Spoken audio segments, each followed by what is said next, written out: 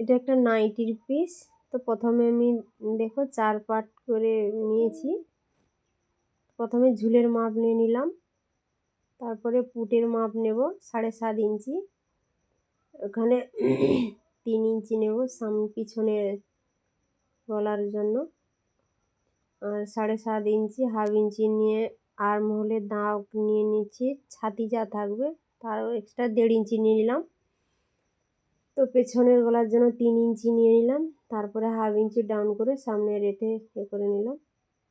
1.5 ইঞ্চি দিয়ে আর্ম হোলের শেপটা দিয়ে দিলাম। শেষের মাপ নিয়ে নিলাম 15 ইঞ্চি, তারপরে রাউন্ড শেপ দিয়ে এভাবে কেটে নিতে হবে। তারপর পেছনের গলা কেটে নিলাম। পেছনের এটা বের করে দিয়ে পেছনের গলাটা রেডি করে নিলাম। আগে থেকে আমি কিন্তু সামনের গলাটা রেডি করে নিয়েছি। এভাবে পেছনের এটা করে নিতে হবে। তো দেখো সামনের গলাটা আমি রেডি করে নিয়েছি। এবার দুটো পুর জুড়ব, দুটো পুর জুড়ে নেব।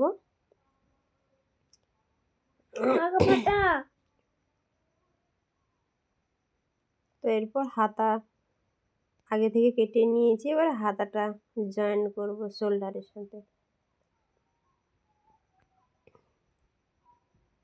টানা যাবে না, ধীরে ধীরে করে এভাবে মিডিল থেকে হাতাটা জয়েন করতে হবে।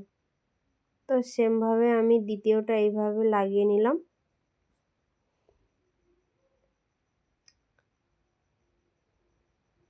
দুটো এরপরে এক সাইড জয়েন্ট দিয়ে নিলাম।